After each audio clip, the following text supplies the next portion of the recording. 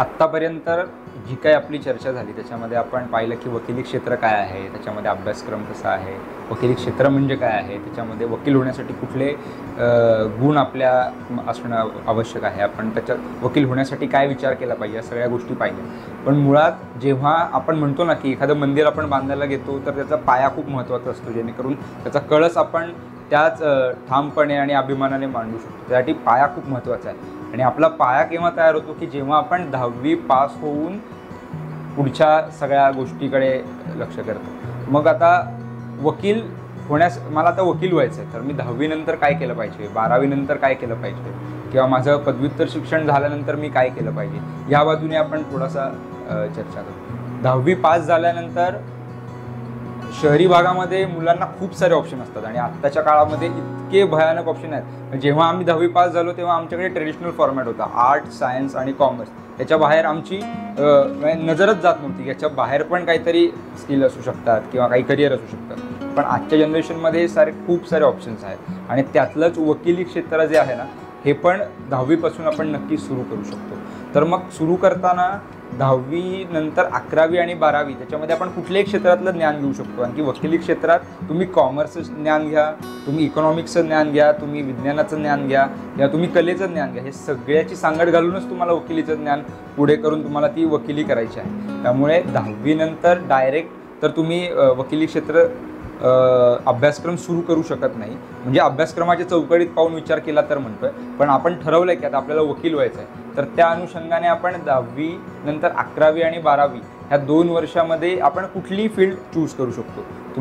तुम्ही commerce field choose करू शकता, तुम्ही सायन्स फील्ड चूज करू शकता, आर्ट फील्ड चूज करू शकता. आणि जेव्हा या गोष्टी आपण निवडतो त्याच्यामध्ये जेव्हा त्याचा जो ट्रॅडिशनल अभ्यासक्रम आहे तो नीटपणे करणे, त्यातले बारकावे समजून घेणे, त्यातल्या ज्या काही मेन गोष्टी आहेत त्याच्या डेफिनेशन समजून घेणे, त्या कशा गोष्टी अप्लाय होतात, मग या सगळ्या गोष्टी समजून घेणे, हे 2 वर्ष आपल्याला व्यवस्थित करायचं आहे. आणि हे 2 वर्ष झाल्यानंतर जेव्हा आपण 12वी पास होतो त्यानंतर आपल्याकडे वकील होण्यासाठी आपण मग CET देऊन 5 वर्षाच्या अभ्यासक्रमासाठी आपण वकिली क्षेत्रामध्ये जाऊ शकतो. त्याच्यामध्ये तुम्हाला 2 डिग्र्या मिळतात, एक BAची डिग्री मिळते आणि एक वकिलीची डिग्री मिळते. आणि त्याच्यासाठी जो CETचा अभ्यासक्रम असतो तो फार सोपा आहे. म्हणजे त्याच्यामध्ये MCQ टाईप परीक्षा असते. त्याच्यामध्ये तुम्हाला फक्त उत्तर, खालचे 4 ऑप्शन आणि त्यातलं योग्य उत्तर शोधायचं असतं. आणि याच्यामध्ये जे प्रश्न येतात त्याचाही सिलेबस काही वास्ट नाही आहे. त्याच्यामध्ये तुमचं बेसिक इंग्लिश तपासलं जातं, तुमचं बेसिक तुम्ही एखादी सिच्युएशनमध्ये कुठलं गोष्टी अप्लाय करू शकता त्याचं उत्तर तपासलं जातं. तुमचं जनरल नॉलेज कसं आहे की मगाशी बोलल्याप्रमाणे वकील व्हायचं म्हटल्यानंतर आपल्याला वाचनाची खूप आवड पाहिजे आणि वाचनाला आपला दिवसच आपला पेपर वाचल्याने सुरू झाला पाहिजे. आणि पेपर वाचल्यानंतर आपल्याला आपल्या सभोवताली समाजामध्ये कुठल्या गोष्टी घडत आहेत, कुठल्या गोष्टीमध्ये प्रगती होती आहे, कुठल्या गोष्टीमध्ये अधोगती होती आहे, याचं एक ज्ञान येतं. आणि तेच CETमध्ये तपासलं जातं की हा माणूस पुढच्या 5 वर्षात वकील होणार आहे आणि याला समाजातील घटकांचं किती ज्ञान आहे हे त्या CETमध्ये तपासलं जातं. आणि त्यासोबत तुमचे न्यूमेरिकल सेन्स जे असतात ते बेसिक चेक केले जातात. याच्या पलीकडे CET जात नाही. आणि जेव्हा तुम्ही CETमध्ये उत्तीर्ण होता त्या मार्कांवरती तुम्हाला त्या रँकप्रमाणे कॉलेज अलॉट होतं. मग तिथे ॲडमिशन घेतल्यानंतर तुमचा BA LLBचा पहिला 2 वर्ष हा BAचा अभ्यासक्रम चालू असतो. आणि मग काही युनिव्हर्सिटीज अशा आहेत की ज्या पहिले 2 वर्ष जे आहेत ते पण कुठल्या तरी कायद्याचे छोटे मोठे टॉपिक्स इंट्रोड्यूस करत असतात विद्यार्थ्यांना.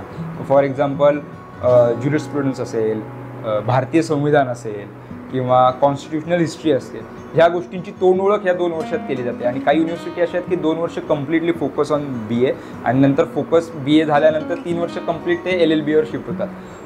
पण याच्यामध्ये कायद्याच्या विषयांची तोंड ओळख झाल्यानंतर तुम्ही 3 वर्ष मग पूर्णपणे कायद्याचा अभ्यास करून मग तिथे तुम्ही BA LLBची डिग्री घेऊन तुम्ही लॉयर्स बनता.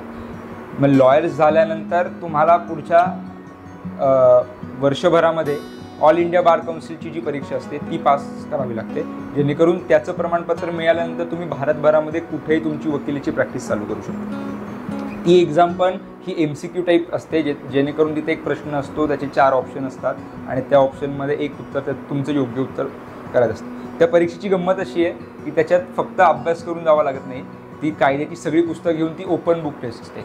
आणि मी मगाशी म्हणल्याप्रमाणे इतके शेकडो कायदे आहेत आणि प्रत्येक कुठल्या केसमध्ये कुठली गोष्ट लागू होते हे स्किल ॲक्च्युली तिथे तपासलं जातं. कारण की तुमच्याकडे 2 तास असतात, 2 तासामध्ये तुम्हाला 200 क्वेश्चन सॉल्व्ह करायचे असतात आणि ही ओपन बुक टेस्ट असते. आणि जेव्हा तुम्हाला प्रश्न येतो त्याचं उत्तर तुम्हाला या 100 पुस्तकांमधून शोधून त्याचं योग्य उत्तर टिक करायचं असतं. त्यातले ऑब्व्हियसली आपण आता 5 वर्ष व्यवस्थित अभ्यास केला त्यामुळे त्यातल्या 50 प्रश्नांची उत्तर आपल्या तोंडपाठ असतात, पण पुढच्या जे काही बाकीचे 50-100 प्रश्न असतील त्याच्यामध्ये तो कस लागतो.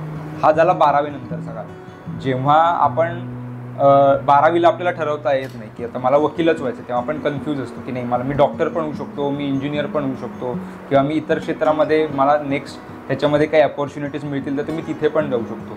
मग तेव्हा युजली लोक असं करतात की 12वी नंतर त्यांनी ज्या शाखेमधनं 12वी पास केली आहे त्याचंच पुढे ग्रॅज्युएशनमध्ये जातात. सायन्सची मुलं BSc करतात, कॉमर्सची मुलं BCom करतात, आर्ट्सची मुलं सेपरेट BA करतात स्पेशलाइज सब्जेक्ट घेऊन.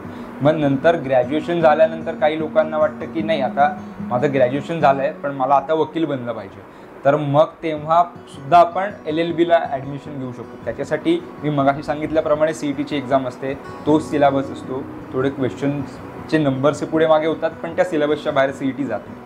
ती CET दिल्यानंतर पुढचं 3 वर्षाचा तुमचा LLBचा पूर्ण अभ्यासक्रम चालतो आणि त्याच्यामध्ये 2-2 सेमिस्टर म्हणजे टोटल 6 सेमिस्टरनी तुमचा तो पूर्ण अभ्यासक्रम आखलेला आहे. हे झालं ग्रॅज्युएशन नंतर. मग नंतर ग्रॅज्युएशन नंतर मी इमिजिएट ॲडमिशन घेतलं पाहिजे आता नाही, तर वकिली क्षेत्रामध्ये आमचे सिनियर्समध्ये अशीही बरीच लोकं आहेत की त्यांनी 10 वर्ष मेडिकल सर्व्हिस केली आहे, इंजिनिअरिंग सर्व्हिस केलेली आहे, प्रशासकीय सेवा दिलेली आहे, जज म्हणून मेहरबान न्यायालयामध्ये न्याय देण्याची भूमिका दिलेली आहे, पण आता रिटायर झाल्यानंतर पण त्यांनी 3 वर्ष तो अभ्यासक्रम पूर्ण करून हे पूर्ण सगळ्या गोष्टी झालेल्या आहेत. तो पुढचा भाग, पण हे 2 जे प्रामुख्याने टप्पे आहेत हे फार महत्त्वाचे आहेत. मग 10वी नंतर आपल्याला हे सगळं आपण जेव्हा विजन ठेवतो तेव्हा मग कुठल्या गोष्टीकडे जास्त फोकस दिला पाहिजे, तर तुमचा 10वी 11वी 12वीचा अभ्यासक्रम हा तुम्ही एकदम नीटपणे आणि व्यवस्थित आणि समजून आणि उमजून केला पाहिजे. तिथे टाईमपास करणे किंवा चला ठीक आहे 11वीचा आहे 12वीचा आहे जेवढी पुस्तकं आहे तेवढं वाचू आणि परीक्षा देऊ असं न करता तो सिलेबस आम्हाला का दिला आहे आणि त्या सिलेबसमध्ये ज्या गोष्टी दिल्यात त्याच्या अवतीभोवतीतल्या गोष्टींचा मी अभ्यास करणार आहे का, ही त्यातली फार महत्त्वाची गोष्ट आहे. कारण की वकिली क्षेत्र हेच आहे की तुम्हाला एक कायदा दिला आहे आणि त्या कायद्याभोवती तुम्ही जसं त्याला ॲझ्युम करून ते प्रेझेंट करणार आहात, त्यामुळे ही सवय तुम्हाला आधीपासून लागणं फार महत्त्वाची आहे. तर हा साधारण एक प्रोसिजर आहे की वकील होण्याची. मग आता वकील झालं का पाहिजे, तर आमचं वकिली क्षेत्र हे इतकं सुंदर आहे आणि त्याच्यामध्ये इतकं प्रभावशाली करिअर आहे ना, त्याच्या अवतीभोवती मग बाकीचे करिअर्स थोडे मागे हटतात. वकिली क्षेत्र असं आहे की तुम्ही समाजातले कुठलाही प्रॉब्लेम असेल, समाजामध्ये कुठलाही तिढा असेल, हा एक वकील सॉल्व्ह करू शकतो.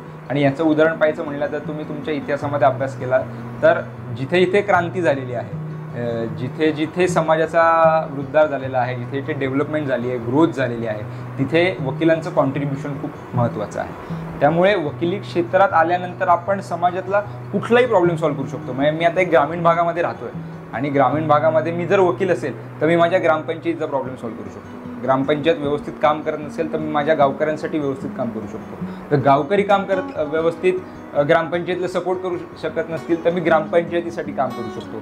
आता ग्रामीण भाग म्हणल्यानंतर माझ्याकडे खूप सारी शेती आहे, पण शेती म्हणल्यानंतर मला खूप सारे भावंड आहेत, माझं घरदार खूप मोठं आहे. मग प्रॉपर्टीवरनं आपल्या घरादारामध्ये वाद होऊ नये, आपलं गाव एक संघ राहावं, आपलं घर एक संघ राहावं, म्हणून मी तिथे पुढाकाराने काम करू शकतो.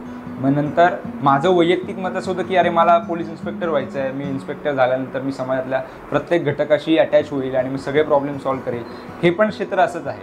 तुम्ही गावकीच्या पातळीवर पाहिलं किंवा शहरी पातळीवर पाहिलं तर वकिलाचा रोल हा फार महत्त्वाचा आहे. जिथे इथे भांडण आहे, जिथे इथे क्लेश आहे, आणि भांडणच नाही की कुठलीही गोष्ट आपल्याला सुरळीत करायची आहे, व्यवस्थित करायची आहे आणि ज्याच्यामध्ये यश प्राप्ती करायची, तिथे वकिलांचा रोल हा फार महत्त्वाचा आहे. त्यामुळे वकील होणं आणि समाजामध्ये वकील असणं हे असं आहे की जसं माणसाला जगण्यासाठी ऑक्सिजन लागतो तसं समाजामध्ये वकील असणं हे ह्या लेवलचं समीकरण तसं आहे.